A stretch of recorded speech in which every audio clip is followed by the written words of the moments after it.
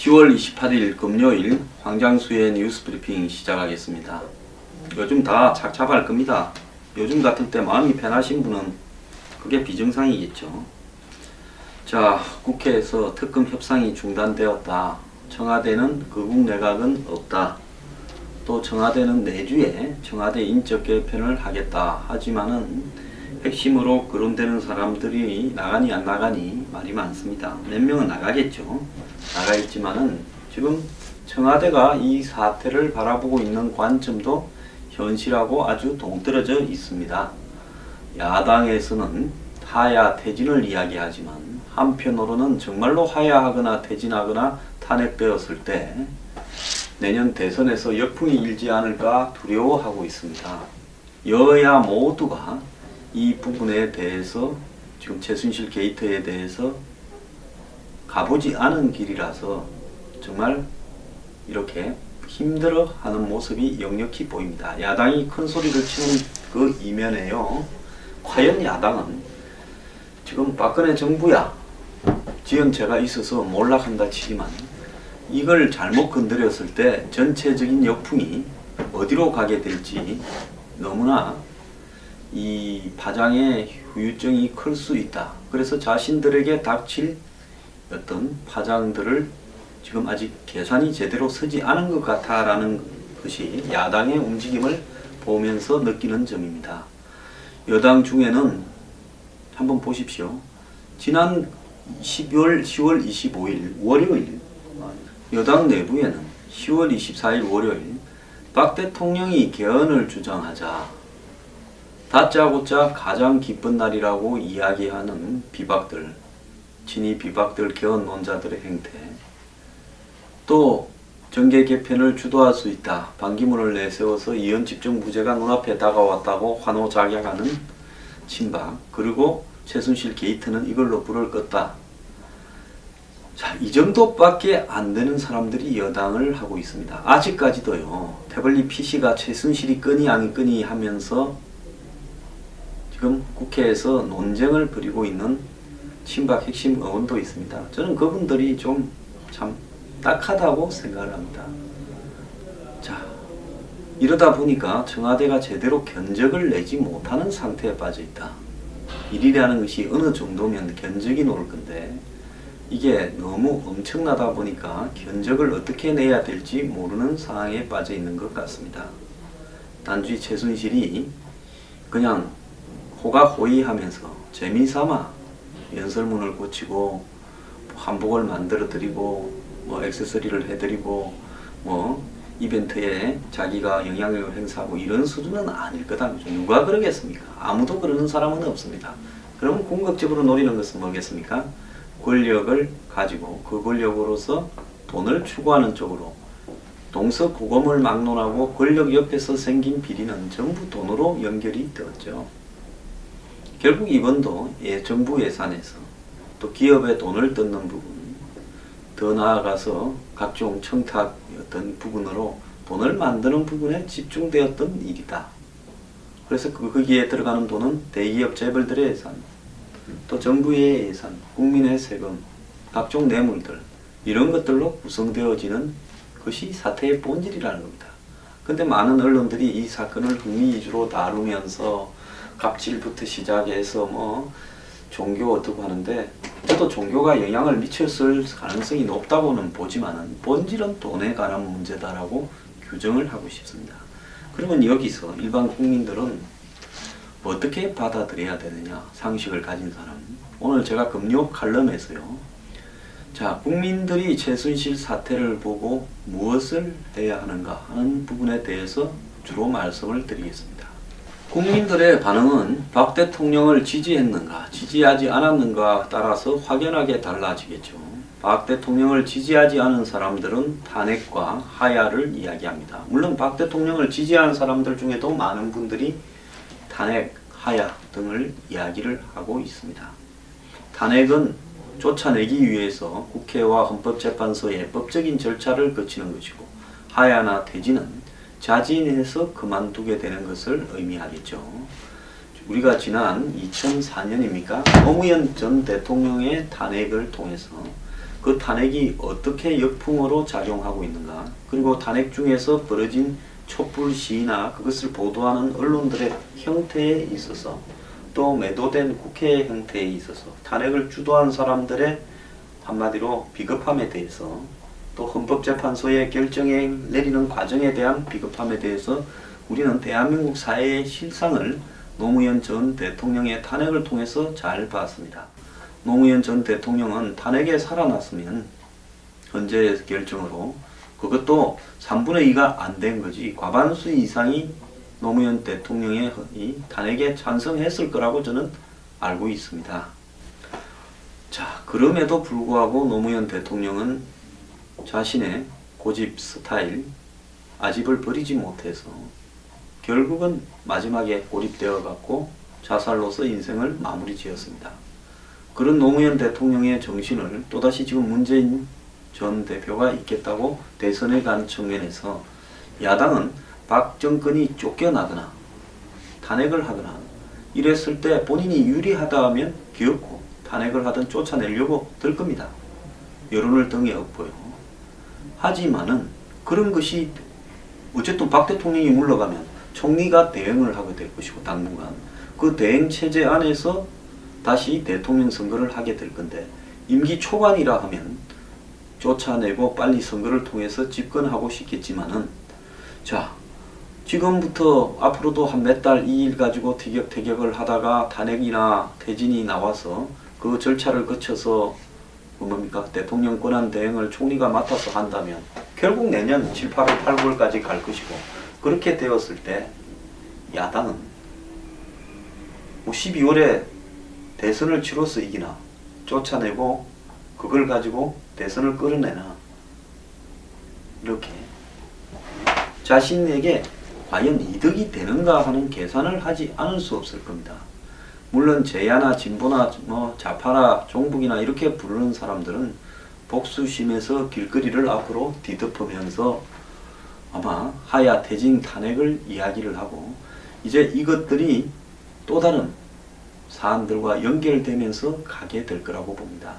자, 다른 이슈, 무슨 사드 이슈라든지 또 우리 사회의 뭐 노동자 이슈부터 시작을 해서 이 대한민국 사회의 이 좌파 진영들의 다른 이슈들의 결합을 통해서 무력화되고 힘이 빠진 청와대와 공권력의 빈 공간을 이용해서 자신들의 목소리를 높일 거라고 보고 있습니다. 그런데 국민 대중들, 특히 박근혜 대통령을 지지하지 않거나 기권한 사람들 중에는 상당수가 이 지금 박 대통령이나 현 정부에 대해서 적개심이나 복수심을 품을 수 있다고 보고 있습니다. 지금 탄핵을 하자, 뭐 퇴진하라, 이런 내용들이 여론조사에서 40%대에 머물고 있는 걸 보면요, 이 사태의 수습에 있어서 국민의 분노가 예사롭지 않다라는 것을 알 수 있습니다. 그런데 야당은 과연 기성정치권이 박 대통령의 유고 사태로 인해서 전국 주도력을 놓치고 거리의 대중들이 기성정치권을 매도하는 사태, 주도권을 쥐고 거리를 점령하는 사태가 되었을 때 과연 야권에게는 유리할 것인가 하는 부분에 있어서 여러 가지로 좀 두렵기도 하고 머리가 복잡할 겁니다. 그래서 야당은 지금 겉으로 주장하는 퇴진하야, 야당 중에서 일부가 주장을 하죠. 이런 부분들이 계산상으로 봤을 때 자신들에게 유리할 부분은 별로 없다. 그러면 야당의 지금 가장 중요한 속셈은 뭐냐? 야당은 현 상황을 이런 수준으로 계속 끌고 가는 것. 즉, 박 대통령이 힘이 더 빠져서 정치적 타협을 요구하게 되면 아마 극우 내각을 구성해서 중립적인 인물로 총리를 하고 야당도 내각에 들어가고, 이러면서 사실상 힘이 빠진 박 대통령을 지고 끌고 가면서 지리멸렬해진 어떤 이 보수 진영과 여당을 내년 대선에서 누르고 승리하는 거라고 보고 있습니다. 자, 그렇다면 지금 여권은 어떻게 돼 있는가? 여권 안에서는 이제 개헌이 사실상 물 건너 가버렸다. 저는 개헌이 끝났다고 봅니다. 대선 전에요. 대선 전에 개헌이 끝난 상황에서 지금 여권 내부에는 이제 반기문이 유용하냐 불용하냐라고 봤을 때 반기문 불용론이 등장할 거라고 보고 있습니다. 그렇다면 반기문이 없는 하에서 대권 주도권을 어떻게 갖고 갈 것이냐. 결국 이 대목에서는 지금 비박들이 대권 후보를 내기 위한 권력 투쟁에 돌입했고, 친박이 지금 이정현 대표가 물러나고 아마 당 대표직을 지금 당분간은 없이 비대위 체제로 가자라는 주장이 가중될 거라고 보고 있습니다. 청와대는 사태 파악을 제대로 하지 못한 채 한꺼번에 사안들을 정리하기보다는 버틸 만큼 버티면서 조금씩 꼬리 자르기를 하면서 대통령이 이야기하고 최순실이 인터뷰한 선에서 사태를 막아보려고 할 겁니다. 자, 그런데 저는 나중에 다시 이야기하겠습니다만은 이 사안의 속성이 사실 굉장히 좀 질적으로 좋지 않은 수준의 속성이기 때문에요.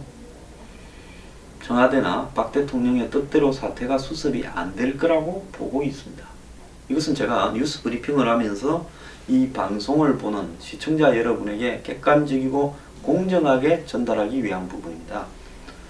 저도 이 사태를 바라보는 제 감정이 없을 리 없겠지만 최대한 공정하게 방송을 진행해야 된다고 생각을 하면서 저는 그러면 국민들은 여기서 어떻게 해야 되는가 하는 이야기를 제가 말씀드리고 싶습니다. 자, 아까 박 대통령을 지지하지 않는 쪽에는 지금은 분위기가 탄핵이나 하야 퇴진이 훨씬 높을 거라고 봅니다. 박 대통령을 지지한 국민들은 나름대로 소극적으로 지지하든 적극적으로 지지하든 절반이 조금 넘는 비율이 국민의 지난 대선에서 박 대통령을 지지했는데, 사태가 여기까지 왔을 때 지지한 국민들 중에서 적어도 한 30%가 훨씬 넘는 국민들은 전체 국민의 실망에 빠져 있고 지금 혼돈에 빠져 있을 겁니다. 아직까지도 박 대통령을 지지한다는 남은 20% 안팎의 국민들도 혼란에 빠져 있기는 마찬가지지만, 종북이 미워서, 문재인이 미워서, 야당이 미워서 안 된다라는 감정적 논리로 박 대통령을 지지하고 있을 겁니다. 자, 우리가 여기서 이제 사태를 냉정하고 객관적으로 바라볼 필요가 있습니다. 박 대통령 정부에서 이 사태를 잘 수습해서 성공적으로 사안을 마무리하고 위기에서 빠져나올 수 있는가? 지난번까지는 정윤회 사건 때 대통령이 사실상 가이드라인을 제시했습니다. 그리고 오래전에 떠난 사람이고 찌라시고 검은권을 들고 다닌 놈들이 문제다. 우병우 사태에서도 우병우에 대한 수사를 막고 국기문란이라고 규정을 하면서 유언비어와 있지도 않은 허위 사실을 퍼뜨린다고 하는 데까지는 성공을 했습니다. 성완종이 씨 이 친박 문건이 자살하면서 나왔을 때도 그 사태를 덮는 데는 성공했습니다. 박 대통령이 몇 차례 이런 위기 수습 능력을 보이면서 또 자신에게 적대적인 김무성 전 대표, 유승민 전 원내대표 등을 정리하는 과정에서 상당히 자신감을 가졌을 거라고는 봅니다만은, 지난 총선에 때 벌어진 당 공천 내분과 그 결과로서 국민들이 심판했을 때 이미 사안이 이전과 같지 않다. 더 이상 박 대통령의 주문이나 무슨 썩은 국회를 심판해라, 배신의 정치를 심판해라는 것이 먹히지 않는다라는 것을 그때 알았어야 된다고 보고 있습니다. 그럼에도 그 이후에 반기문을 만들어 보겠다, 또 개헌을 하겠다라는 이야기를 밑에 깔고, 그때부터 반기문은 개헌용 이원집정부제 대통령이었다, 이런 속셈으로 깔고 오면서 반기문이란 카드를 우리가 가지고 있다. 그래서 당권을 장악해서 우리가 확보하면 된다. 그래 여권의 내부 투쟁에서 결국 당권을 우여곡절 끝에 이정현을 당대표로 앉혀서 장악은 했습니다. 자, 당권을 다시 쥐고 또 70명 이상의 과반수가 친박이고, 자, 이까지 성공 다 했습니다. 여기에서 한마디로 이 내부의 부패를 척결하지 못한 부분에 가장 큰 변수가 발생했습니다. 제가 박 대통령이 처음 취임했을 때부터 저는 여러 가지 라인으로 부패 척결이 제일 잘할 수 있는 거다. 경제는 지금 획기적으로 살리기가 어렵다. 위기가 오지 않도록 관리하면 된다. 박 대통령은 한국 사회에 누적된 적폐, 즉 쌓인 부패들을 그리고 잘못된 관행들을 정리해서 청소하고 다음 정권에서 그걸 갖다가 바탕으로 개혁된 공정한 사회에서 성장이 그래도 조금이라도 이루어지도록 그렇게 만들어가는 빗자루질이 가장 잘할 수 있는 일이다라고 생각을 했고 제가 할 수 있는 한 그렇게 전달하려고 노력을 했습니다. 그래서 초반부터 부패 척결 이야기가 곳곳에서 나왔음에도 불구하고 사실상 1년이 넘어가면서 세월호를 겪으면서 정권이 좀 이상해져 갔습니다. 그래서 제가 그때 3인방에 대한 정리를 찌라시가 터지기 전에 공적인 방송에서 했습니다. 정윤회 씨 이야기도 했고요. 최순실 씨는 공식적으로 등장하지 않았기 때문에 제가 말을 못했습니다. 자, 그럼에도 불구하고 그때 그런 말을 한번 끄집어내니까 굉장히 데미지가 저한테 왔습니다. 찌라시가 터지고 난 뒤에는 이 사람들이 물러가라고 하니까 거의 그 말을 하는 제가 십상시가 되어버렸습니다. 그 이후부터는 이 사태를 수습하고는 오만해졌습니다. 어떤 사안이 벌려져도 우리는 검찰 권력과 국가 권력을 가지고 사태를 해결하고 수습할 수 있다. 그 오만함 속에서 이제 권력이 말기로 향하면서 이제 부패의 규모가 최순실 같은 사람에 의해서 커지기 시작했습니다. 소소하게 했다라 그러면 이런 사태가 오지 않았을 겁니다. 국가 예산에 관여하고 인사에 관여하고 온갖 일에 다 개입을 하면서 재벌들로부터 직접 돈을 뜯는 가장 낙후적인 정근대적인 형태의 부패를 저지르기 시작을 했습니다. 자, 이게 확인된 거냐고요? 이제 이렇게 무너지는 사람한테는 솔직히 말하면 저는 정상으로 생각할 수 있는 분들과 뉴스 브리핑을 하고 싶지요. 입맛에 맞춰서 저들이 듣고 싶은 일만 듣고자 하는 좌우의 10%의 사람들한테는 제 방송을 정신건강에 좋지 않고 저도 그런 사람들이 제 방송을 보는 게 아주 매우 불쾌하니까 그런 류의 인간들은 제 방송을 보지 말기를 제발 당부합니다. 자, 그래서 여기까지 왔는데요. 그러면 여기서 우리 일반 국민들은 허탈해 할 필요 없습니다. 박 대통령을 지지한 분, 지지하지 않은 분들 허탈해 할 필요가 없습니다. 다 뿌린 대로 거두는 거고 인과응보입니다. 자, 우리 국민들이 박정희 대통령에 대해서 마음속에 미안함이 있었습니다. 박 대통령도 공도 있지만 과도 많았습니다. 그렇지만 오늘날 잘 살게 되는데 초석을 다졌다는 데 대해서는 대다수가 공감하기 때문에 과를 가리고 공을 부각시켰습니다. 그리고 그에 따른 퍼스트레이디 수행할 때부터 신화적으로 부각됐고 최태민에 관한 이야기가 지속적으로 나왔지만은 그래도 그럴 리가 없다라고 믿었습니다. 그런데 지금까지 박 대통령 입에서 나온 것만 하더라도 최순실이 지 입에서 이야기만 한 거라도 지금 언론에서 드러난 것만 하더라도 박 대통령은 여기에 대해서 예전부터 선거 전부터 문제를 제기하는 모든 국민에게 사실일리 없다라고 잘라서 말했던 것만으로도요. 사실은 박 대통령은 할 말이 없게 되었습니다. 우리가 그걸 부인하면 안 됩니다. 자, 그렇지만은 야권도 원하지 않고 여권도 원하지 않고 누구도 원하지 않기 때문에 하야나 퇴진으로 이 상태로 크게 잘못하지 않는다면 갈 가능성은 별로 없습니다. 거리를 뒤덮는 대중들이 원한다고 국가의 시스템이 그렇게 가버리면 안 되겠죠.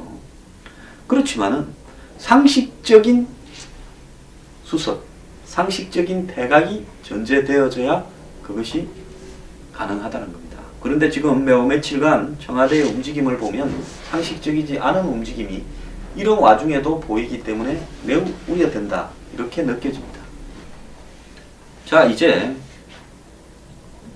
이 건전한 사고방식을 가지고 이 사회의 안보위기, 경제위기의 심각함을 자각하고 우리 사회가 정상적으로 개혁되고 여러가지 부패나 이 구악들이 청산되어야 된다고 생각하시는 분들께만 제가 말씀을 드리겠습니다.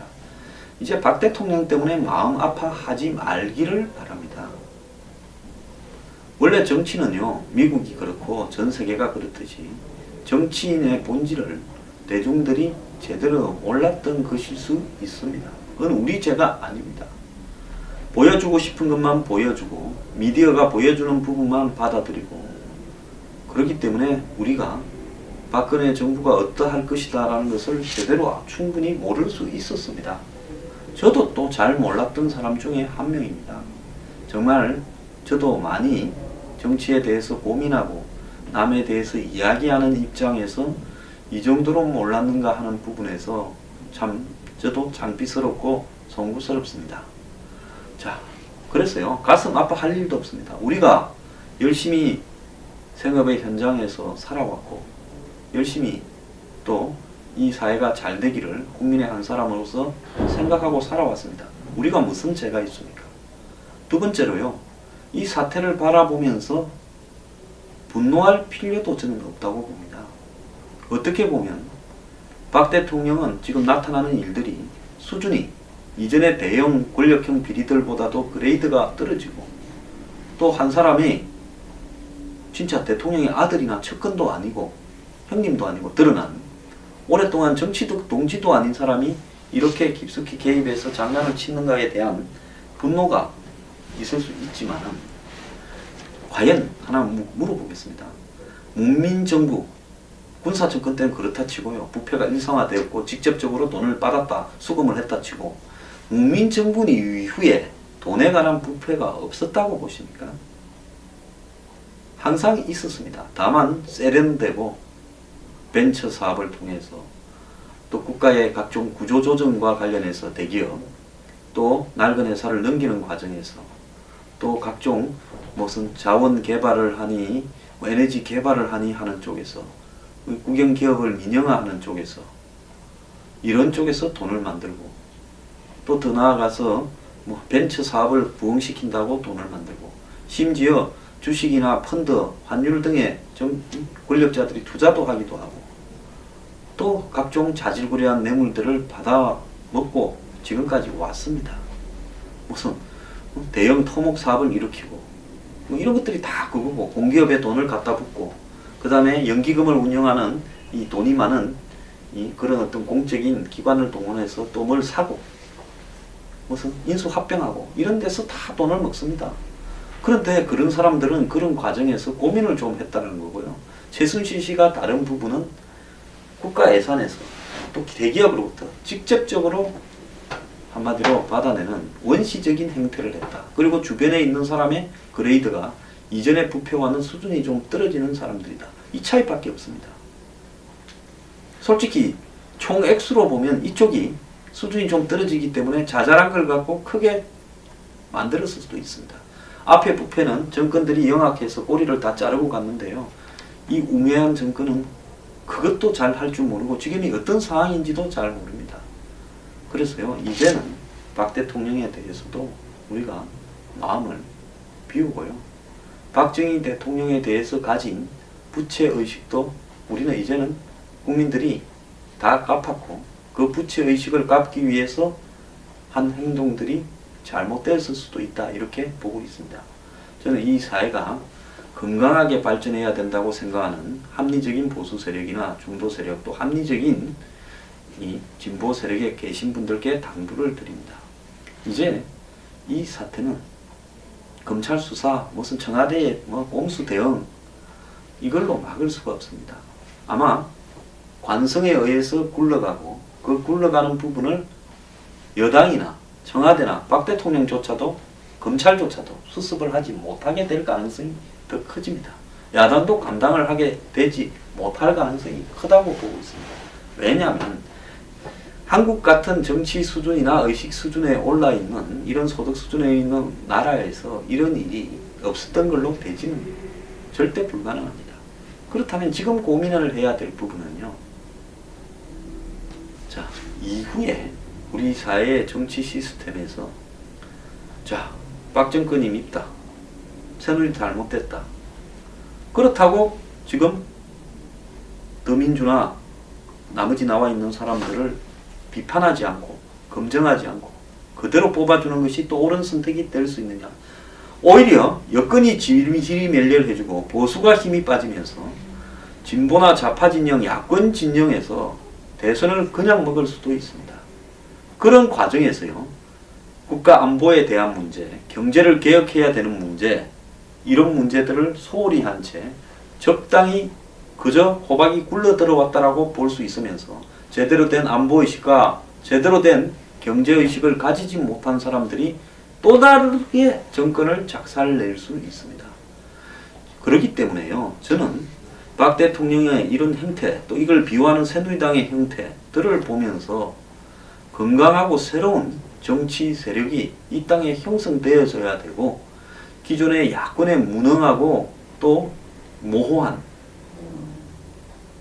어떤 안보관이나 친북 종북 의식에도 문제를 제기해야 된다고 봅니다. 최순실 게이트가요, 안보 문제에 있어서 정말로 이해가 가지 않는 야권의 일부 주자들의 문제를 덮을 수는 없는 겁니다.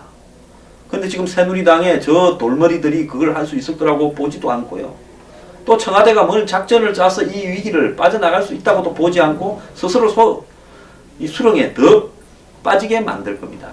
그렇기 때문에 이 사회에서 합리적이고 정상적인 의식을 가지고 대한민국이 여기에서 침몰할 수 없다라는 생각을 하시는 분들은 이제 그 분노를요, 기성정치권을 바꾸는데, 또 기성정치권의 주요 대선을 하겠다고 지금 희희낙낙해 있는 인물들을 제대로 검증하는데, 그리고 그 검증이 단순하게 검증이 아니라 대안을 마련해서 저 세력들을 한마디로 긴장하게 만들면서 또 다른 대안이 가능성이 있다면 그 대안으로 힘을 모아야 되고, 이런 방식으로 가야 된다는 겁니다. 저는 마지막으로요, 뉴스 브리핑을 하는 것이 한국의 사회의 개혁과 변화, 그리고 현 시대적인 대세, 장기 불황, 고실업, 그리고 양극화, 어쩔 수 없는 저성장 상황입니다. 이 상황에서 한국 사회의 몸에 맞는 새로운 틀들을 정치를 통해서 만들어내야 된다. 그렇다면 저는 여야 기성정치권이 다 몰락을 하고 새로운 개혁 세력이 정치권의 중심에 서야 된다라는 생각을 하는 사람들입니다. 기성의 한국 여야 좌우의 만연한 정치적 부패를 청산하기 위한 계기로 새로운 정치적 견제 세력이 만들어지고, 그 세력들이 중심이 되어서 이 기성의 부패한 좌우 기득권 세력을 자극할 수 있는 그런 어떤 계기가 되도록 이렇게 노력하시기를 부탁드립니다. 그냥 분노하거나요, 그냥 욕하거나, 그래서 정치에 냉소적으로 바라보거나 이렇게 하면 절대 도움이 안 되고, 네가 미워서 네 찍어줄게, 이런 형태도 좋지 않습니다. 자, 이 시점에서요, 정말로 냉정히 무엇을 해야 되는가에 대해서 고심해 보기를 바랍니다.